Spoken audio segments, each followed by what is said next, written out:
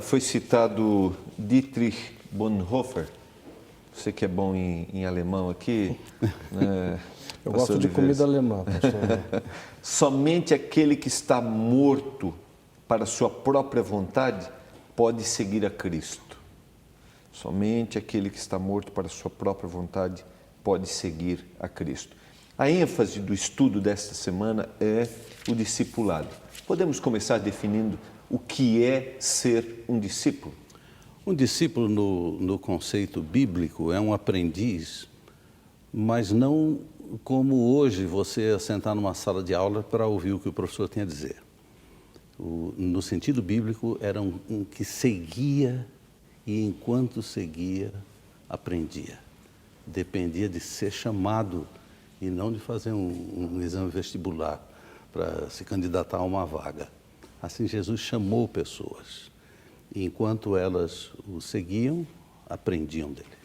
Posso dizer que o Senhor chama a todos hoje para que sejam seus discípulos? Chama a todos. Então não é simplesmente ser um seguidor, ele coloca ali. Qual é a principal motivação do discipulado? O discípulo é obediente à palavra do seu mestre. E o desejo de segui-lo implica no desejo de lhe obedecer. É obviamente que nas questões espirituais, a Bíblia leva em conta o fato de que, por causa da natureza humana pecaminosa, a gente tem vontades que não são a vontade de Deus, e são até antagônicas à vontade de Deus. Então, ser um discípulo implica também em assimilar a vontade de Deus e tornar a vontade de Deus a minha vontade. Não é uma obediência cega, forçada, mas é um jugo suave, disse Jesus. É gostoso segui-lo, é gostoso aprender dele. Podemos dizer que nós temos pessoas que são membros de comunidades religiosas que se dizem cristãs e não são verdadeiramente discípulos de Jesus? Uma coisa é você estar inscrito, né, em um lugar, em um livro, um clube. Outra coisa é você dar vida por aquilo ali, é você se engajar de fato. E o discipulado, como o pastor mencionou, ele sai da sala de aula, ele sai das quatro paredes, ele é exemplificado e ele interfere com tudo aquilo que eu faço, ele tem que ver. O que é essa interferência? Ela muda a minha maneira de ser. Eu estou me tornando como mestre, né? Então a minha grande motivação é o mestre. Então eu tenho alguém que é maior do que eu. Então eu admiro. No nosso caso, eu sou grato a ele. Ele me salvou. Né? Então, talvez essa seja a grande diferença daquele que se torna um seguidor de Jesus Cristo para seguidores de outros mestres que já existiram. Sim. O mestre Jesus, diferente de outros mestres, não transmite só conhecimento. Ele transmite também o poder.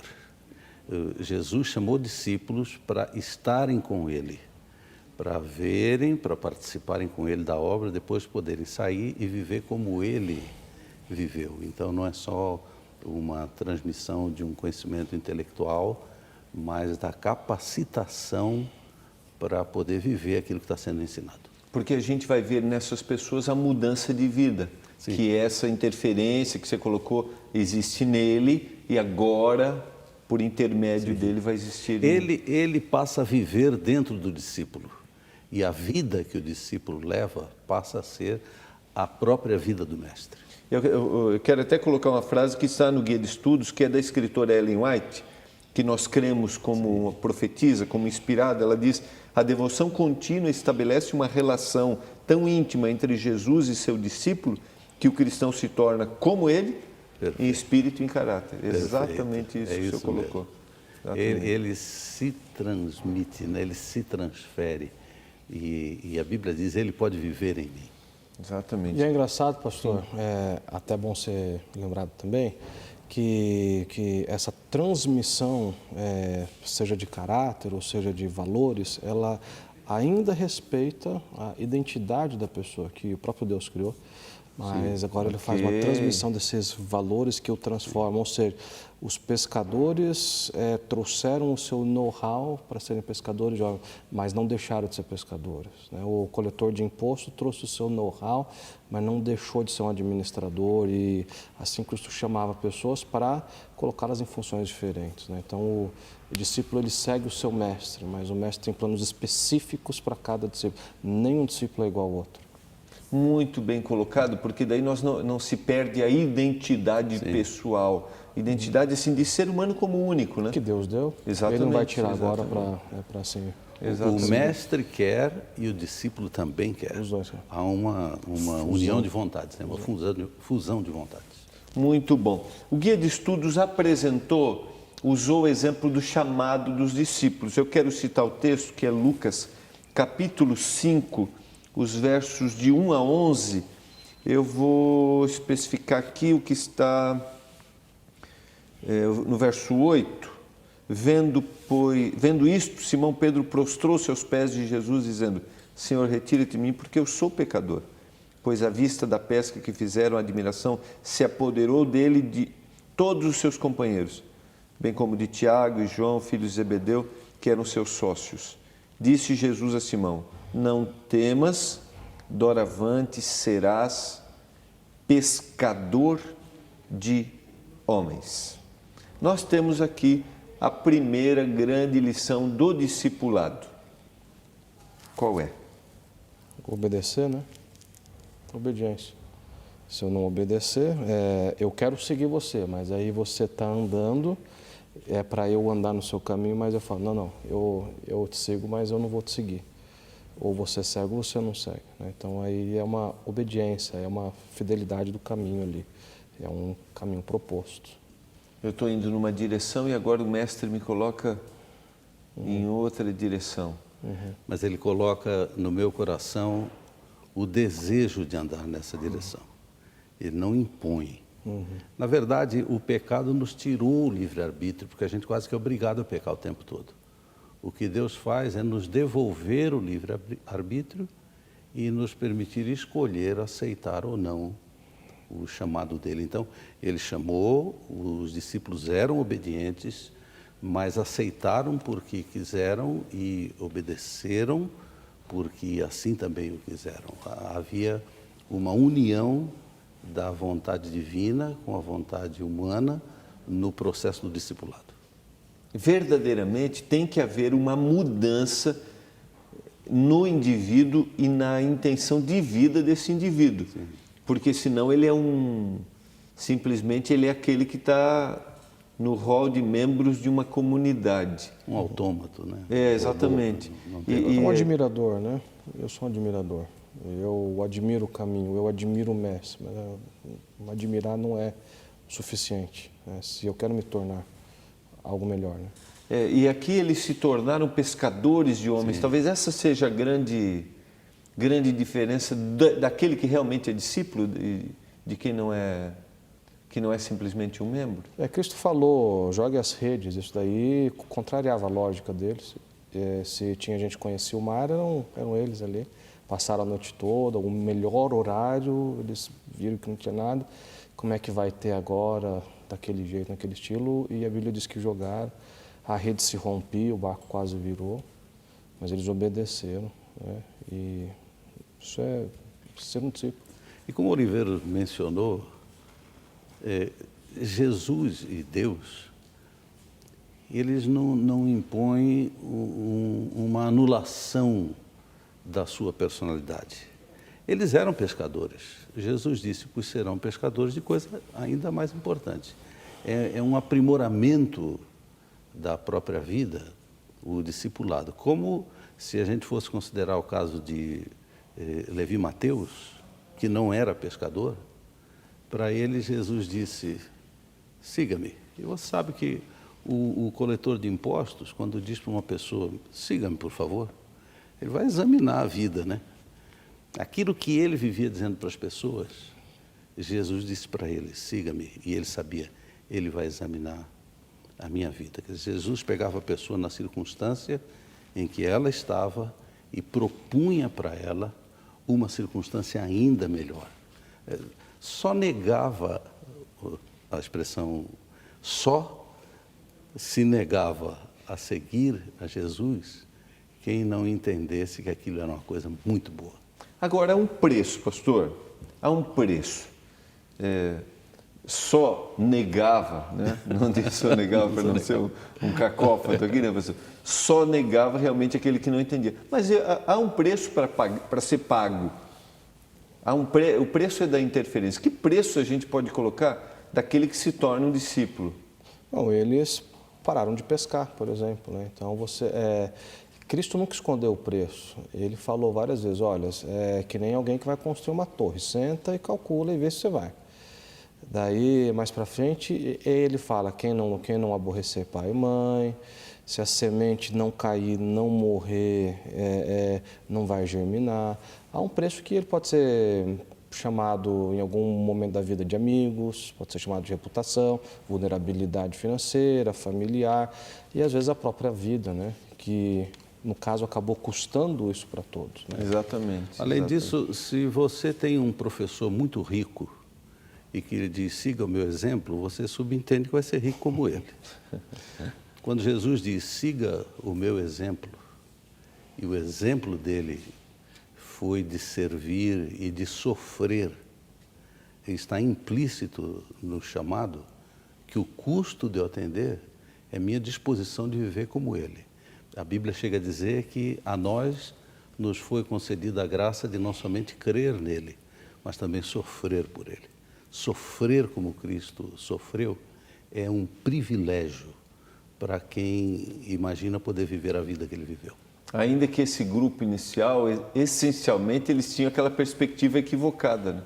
De realmente quem era o mestre e do que se tornariam o que seria ser um discípulo. Nesse caso aqui, o conceito de riqueza que foi mencionado aqui era um pouco diferente para eles, né? O que é riqueza? Então, de libertação. A riqueza do serviço, né? do amor, da eternidade.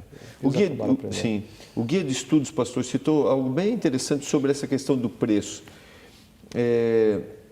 Não temas, o discipulado não é um caminho fácil, tem seus altos e baixos, suas alegrias e desafios, mas um discípulo não é chamado a andar sozinho. Aquele que disse, não temas, está ao lado do discípulo fiel. E talvez a confirmação da palavra ali, do milagre da pesca, está dando autoridade, aquilo que o senhor colocou, né? O Senhor não chama só para ser um seguidor, mas Ele te dá autoridade. E eles deixaram os peixes da pesca maravilhosa de lado. Deixaram peixe, deixaram rede, deixaram barco. A expressão bíblica é deixaram tudo e o seguiram. O exemplo mencionado na lição da semana, do alemão Dietrich Bonhoeffer, ele voltou para a sua terra para servir seu povo num tempo de guerra, num tempo de perseguição, foi preso num campo de concentração e depois de dirigir um serviço religioso, ele foi morto. Ora, ele sabia que era isso que o esperava, mas ele não suportava a ideia do seu povo sofrendo lá e ele numa boa nos Estados Unidos. Ele voltou para sofrer. É o custo do discipulado, seguir nos passos do mestre. Daquele que realmente foi impressionado pelo mestre. Esta temporada estamos estudando o Evangelho de Lucas e no programa desta semana estamos entendendo o que é ser um discípulo de Jesus. Como falamos no primeiro momento aqui, a diferença daquele que é um membro de uma comunidade e aquele que é um discípulo. O Senhor nos chama a todos para sermos discípulos e não meramente membros, participantes, ouvintes, mas aqueles que estão envolvidos, aqueles que falam, aqueles que levam adiante, aqueles que vivem, aqueles que se deixam ser guiados. Há um detalhe interessante no nosso guia de estudos, que é o Senhor chamou os discípulos, mas agora o detalhe ele chama, o chamado é para que sejam 12 apóstolos. Parece que a gente tem discípulos, um grande número, mas agora tem Os apóstolos, especificamente, está em Lucas capítulo 6, versos 12 ao 19 e de 9, 1 a 6. Aonde está essa diferença? O discípulo é o aprendiz, basicamente. E não só o aprendiz no conceito acadêmico, o aprendiz da vida. O apóstolo é aquele que é enviado, aprendeu, agora eu te envio para cumprir uma missão. Jesus chegou a dizer, olha bem como eu faço, porque vocês vão fazer como eu faço. Então, no meio daquela imensa multidão de seguidores, ele, a princípio, escolheu 12 para serem enviados às cidades da região. Depois escolheu 70 mais, e depois outros tantos. Mas há alguns que são enviados para partilhar com os outros o privilégio de ensinar como Jesus ensinou.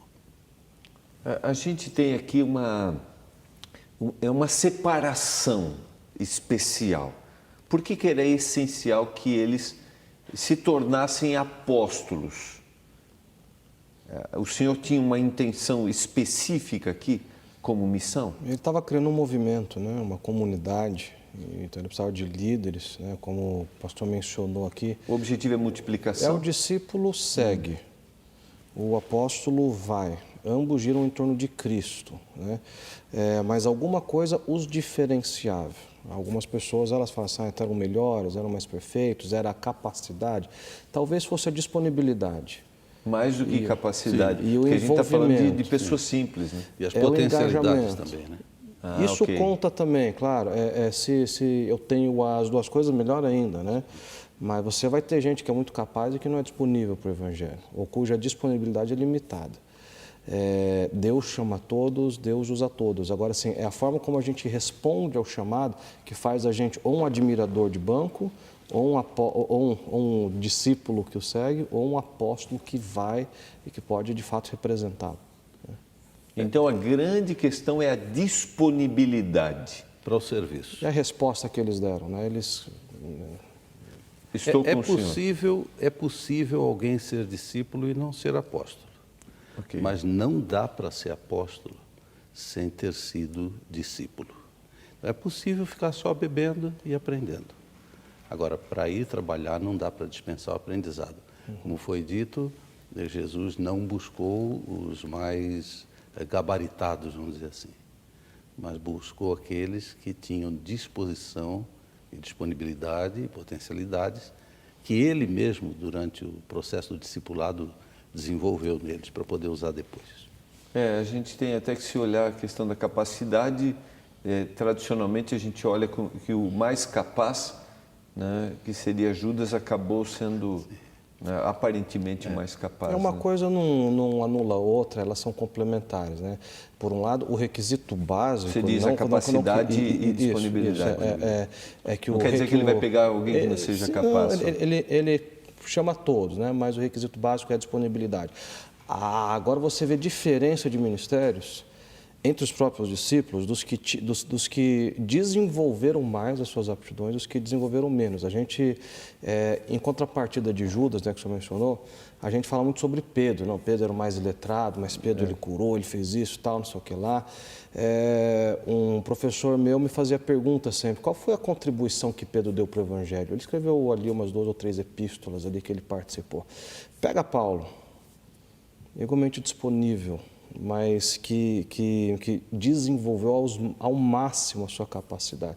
Qual a contribuição que Paulo deu? Ele escreveu quase que o Novo Testamento inteiro, ele formatou o cristianismo. Tudo que a gente conhece hoje como Novo Testamento, como cristianismo, passou pela mão dele, ele sistematizou a crença. Aos olhos de Deus, ambos são úteis, iguais, eles contribuíram. Mas quando você tem as duas coisas, disponibilidade e capacidade, aí então você tem um Moisés, um Daniel.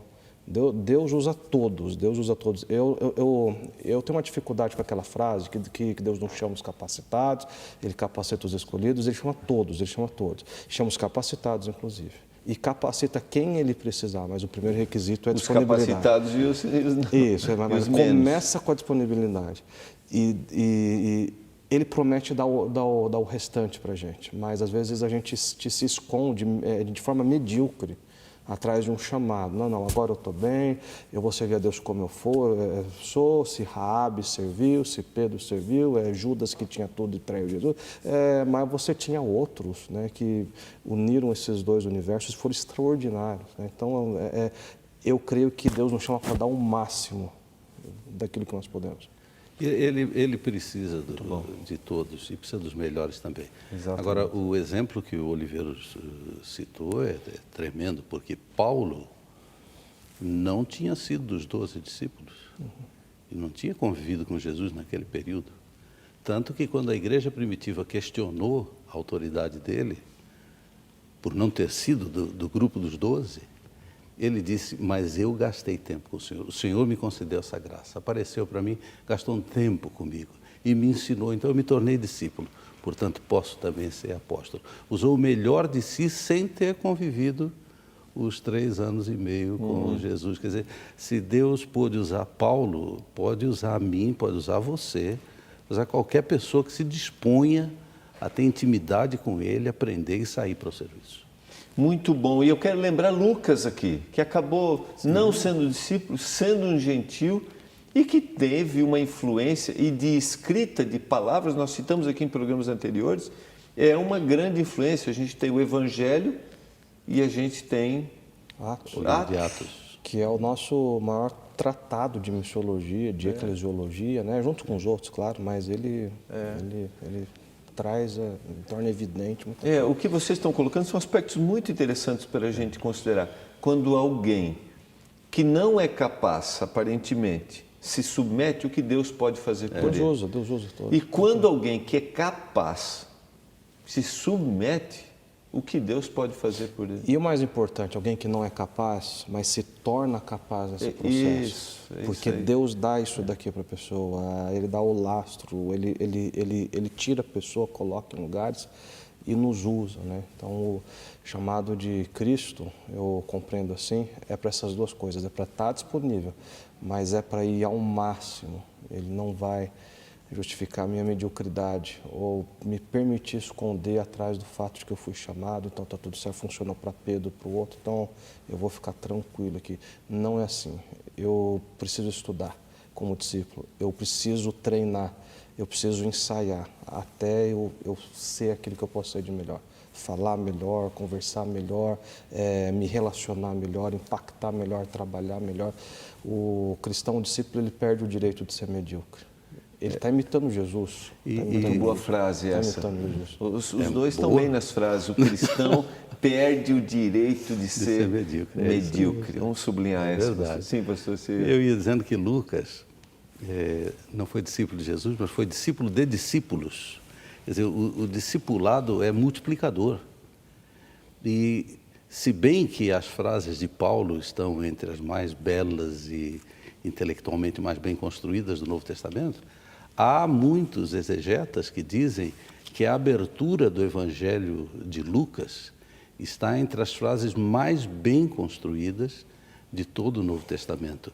Não viu, não ouviu diretamente do Senhor, mas saiu perguntando, procurando, viu as anotações que havia, tanto que há muito do livro de Marcos repetido no Evangelho de Lucas, então ele conferiu o que já existia, conferiu a tradição oral, consultou os próprios discípulos e construiu um evangelho que é essencial para a compreensão da experiência de Cristo, né, aqui nessa vida e nesse mundo. Então, de tabela quase, né, aprendendo de outros, fez uma obra tão grande quanto os primeiros. Isso, mais uma vez digo, pode se repetir em nossa vida, ainda que a gente viva 2000 anos depois de Jesus. E o senhor está falando, eu estou pensando aqui,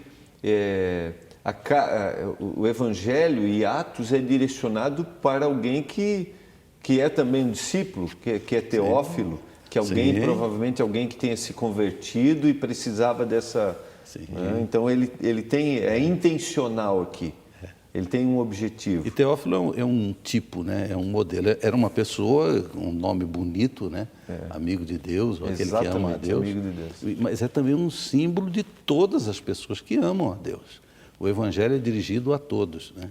E nós podemos ser o tal do Teófilo desconhecido, mas a quem uma palavra do Senhor foi enviada, pode ser enviada para mim. É uma curiosidade, né? Que amava a Deus, mas não tinha... mas o livro é escrito para aqueles que não tinham simpatia por igreja. Amam a Deus, mas desconhecem ou questionam o fato da necessidade da igreja. Lucas entra e ele corrige isso daqui, ele mostra uma outra igreja, né? Ele mostra um lado do Evangelho que a gente jamais pode perder de vista. Exatamente, o Deus que se preocupa com pequenos detalhes. A gente já citou aqui, por exemplo, bom samaritano, só Lucas coloca. O filho pródigo. Exato, o filho pródigo. Então, cria-se ali uma comunidade, uma família. Dos sinóticos, né? Mateus, Marcos e Lucas, ele é o que mais traz detalhes que nenhum dos outros. Então, ele foi ao máximo. Ele conta de antes do nascimento de Jesus até depois da morte, né? Outros reduzem um pouco. Exatamente. Ele amplia. A frase que ele usa, inclusive, nos 2 livros é que após profunda pesquisa, né? Exatamente. É a capacidade, foi ao máximo. E isso ele leva... Ele trouxe o máximo. Você está colocando esse aspecto, porque isso leva alguns a dizerem que, além de médico, se tornou em um historiador por causa disso. Foi uma busca realmente profunda, muito bem lembrado. Nós temos um outro aspecto que está no Guia de Estudos, que a base é Lucas capítulo 9, versos de 1 a 6. A gente vê aqui 3 etapas no comissionamento dos apóstolos. 3 etapas. Está no verso 1, tendo Jesus convocado os 12, deu-lhes poder e autoridade sobre todos os demônios e para efetuarem curas. A gente tem 3 aspectos e o verso 2, e os enviou a pregar o reino de Deus e a curar o enfermo. Isso aqui dá um sermão. Vamos sistematizar aqui os 2 professores de homilética, por favor. Aí. Vamos sistematizar. Eu sou discípulo dele e apóstolo. Isso é a generosidade de um jovem tão talentoso com um pregador no outono da existência sem muitos talentos. Bondade dele. Um pregador no outono da existência. É por isso que eu sigo. Mas realmente, a expressão bíblica e escrita sob a inspiração do Espírito de Deus e escrita por um sábio discípulo de discípulos, cuidadosamente estruturou o discipulado e o apostolado. Ele diz: primeiro Deus chama, reúne, depois habilita, confere autoridade e poder, depois os envia. Dá a impressão que Jesus gastou muito tempo nisso, porque finalmente ele morreu e não havia tantos seguidores. Mas uma obra de discipulado bem conduzida, em pouco tempo depois, a igreja se multiplicou tanto que já era impossível contar. Eu não sei se foi o guia, não sei se foi nesse estudo, que na escolha de Matias para substituir Judas, eles já eram em um número de 500, exatamente. Sim. Não, eles eram 120, pelo menos 120. E Paulo nos diz que por ocasião da ascensão, Jesus tinha mais 500 seguidores, mais de 500. Então, quando Pedro se dirigiu aos crentes a fim de escolher-se um substituto para Judas, o grupo consistia em pelo menos 120. E depois Paulo cita em 1 Coríntios 15, 6, mais de 500. Depois cita-se no livro de Atos 3.000, depois 5.000, depois para de fazer a conta, que era impossível contar. Como a Bíblia, se referindo à multidão de remidos no reino de Deus, diz: é impossível contar. Exatamente. Então, só para sistematizar, primeiro ele chamou, os reuniu. Segundo, habilitou, deu poder e autoridade. E terceiro, os enviou. A gente vê como o senhor disse, né, uma intenção muito clara, né? Eu tenho que chamar, eu tenho que dar poder e autoridade, que faria uma grande diferença. E aí agora você tem poder e autoridade, agora você vai pregar. Tá bom, vamos para as últimas considerações aqui, que eu creio que é muito interessante esse estudo dessa semana. Aqui o detalhe está em Lucas capítulo 10, versos de 1 a 24, que é o envio de um grupo específico que Lucas chama de os 70. Eu queria que vocês considerassem aqui o trabalho deste grupo, por que esse número 70 também? E é interessante que só Lucas coloca o registro da obra dos 70. E a gente vê que o Senhor envia e depois Lucas também mostra o regresso desses. Podemos trabalhar um pouquinho aqui a missão desses 70? Olha, por exemplo, o que está no verso 3. Eis que eu vos envio como cordeiro ao meio de lobos. Esse é o preço, né? E aqui resume de certa forma aquilo que nós vimos agora há pouco. Deus chama, empodera, se é que a gente pode usar essa palavra, e Ele envia. Então não adianta chamar, dar poder para não enviar, não adianta dar poder se a pessoa não está aqui, como é que ela vai, e não adianta chamar e ela ir sem ela ter poder e autoridade. E é que essas coisas todas se cumprem, né? E eles tinham uma mensagem específica. O que me chama a atenção aqui é o foco da missão. Então a palavra missão, ela automaticamente subentende que é a exclusão de vários outros fatores. Eu imagino aquele arco e flecha, tem um alvo ali, um alvo é aquilo ali, eu sou intencional. Vamos sublinhar bem essa sua linha que está sendo interessante. Então, a missão é a exclusão dos fatores menos importantes, não que eles sejam irrelevantes, mas eles vêm para compor e para somar, né? Então, Cristo fala assim: cuidado quem você vai cumprimentar na rua, porque dependendo de quem for do ritual, você vai ser obrigado a gastar horas ali. Não precisa levar muita coisa pelo peso, ou pode não ficar confortável demais. Não saia procurando a melhor cozinha da cidade. Não é para isso que você vai. Não é para conforto, não é para comida, não é para roupa, não é para o relacionamento. Tudo isso daqui faz parte da estrutura, mas essa não é a missão. Você pode compor, mas não é a missão. A missão é você anunciar duas coisas que eles anunciam: paz e o reino de Deus. Interessante, às vezes a gente fica isso é muito legal.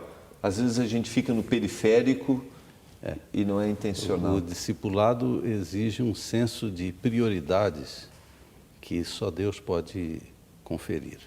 Agora, uma outra coisa interessante é que estes 70 foram enviados para pregar longe. E não fossem eles, os estrangeiros não teriam se convertido. Então, é natural que Lucas seja o único a mencioná-los, porque a conversão dele dependeu da obra destes. E ele valoriza aqueles que lhe levaram a palavra. E a expressão bíblica é: negue-se a si mesmo. Tome a sua cruz e siga-me. Lembra que Jesus disse: tome a sua cruz antes dele morrer. Que dizer tome a cruz depois que ele morreu, a gente já entende um pouco do que é a cruz. Mas antes era apenas a certeza de que seria uma vida de sacrifícios. A cruz implicava em morte. Quando ele diz negue-se a si mesmo e tome a cruz, é quase sinônimo, porque você tem que morrer para si mesmo, nascer de novo e então seguir o Mestre. Ainda que são 3 passos claramente apresentados e que merecem um estudo aprofundado, eles são também sinônimos.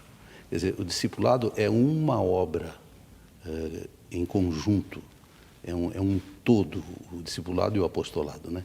É um todo usado por Deus para beneficiar mais gente, para que mais gente conheça o reino de Deus e entre nele, né? Tome posse dele. O texto que o pastor citou, eu quero sublinhar, pastor, porque é um texto muito interessante. Dizia a todos, Lucas 9, 23 a 25, se alguém quer vir após mim e a si mesmo se negue, dia a dia tome a sua cruz e siga-me, pois quem quiser salvar a sua vida, perdê-la. Quem perder a vida por minha causa, esse a salvará. E que aproveita o homem ganhar o mundo inteiro se vier a perder-se ou causar dano a si mesmo? Então a gente tem as três coisas que o senhor citou aí. Negue, tome e siga.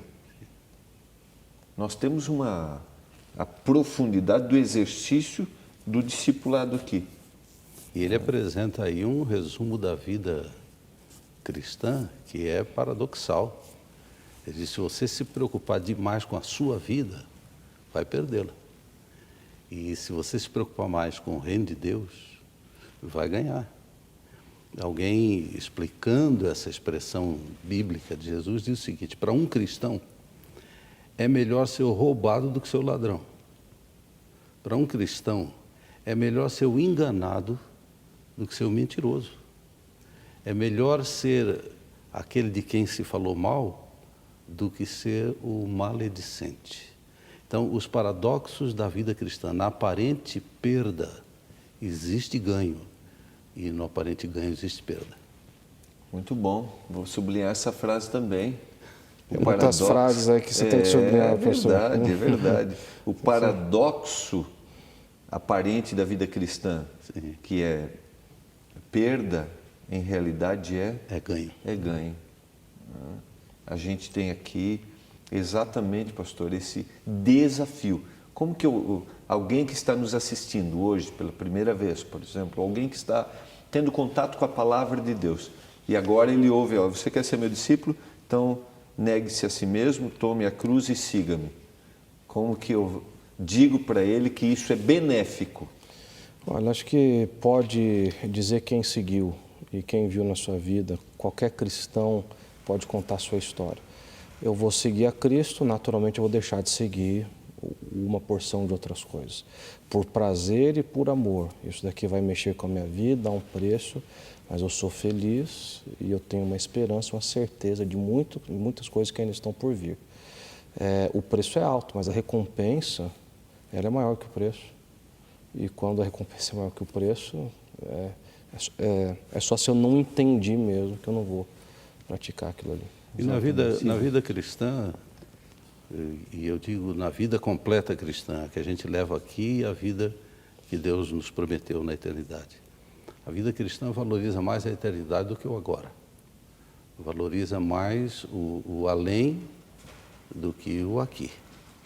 Valoriza mais o espiritual do que o material. A aparente perda é porque as pessoas valorizam mais o material. Vai perder, mas vai ganhar uma coisa muito melhor.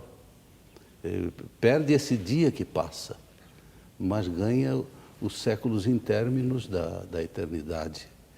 Perde essa circunstância em que a gente vive, a casa em que mora, para ganhar o reino de Deus.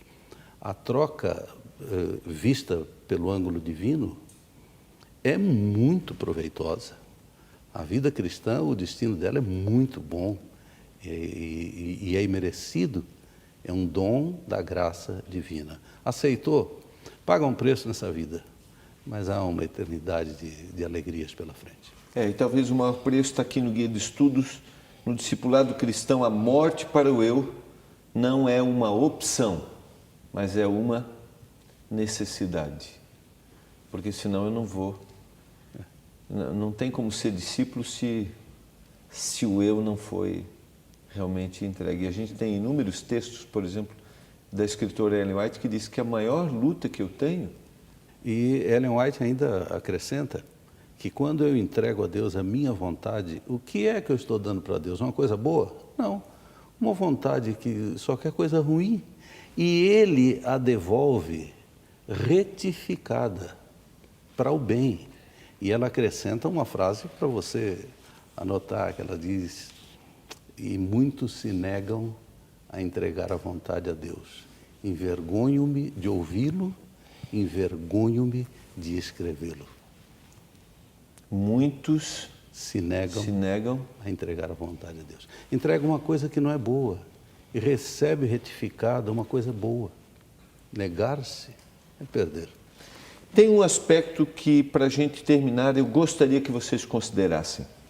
O sucesso, a gente tem o retorno dos 70, que está lá no verso 70, verso 17, melhor, desculpe. E diz o verso 17 do capítulo 10 de Lucas: regressaram os 70 possuídos de alegria e dizendo: Senhor, os próprios demônios nos submetem pelo teu nome. Mas ele lhes disse: eu via Satanás caindo no céu como relâmpago. Eis aí vos dei autoridade.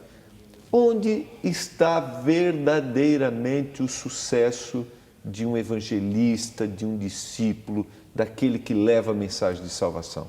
Uma coisa é certa, nele não está.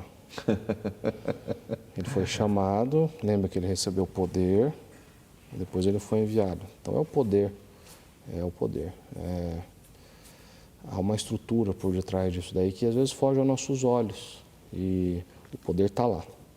Se eu não compreendo isso daqui, o resultado vai ser diferente em algum momento. Mas se eu estou seguindo a Deus, é provável que eu reconheça isso daqui. É uma convicção que ela deve ser nutrida a cada dia. Não sou eu. O mundo diz que é você. Você pode, você consegue, você tem.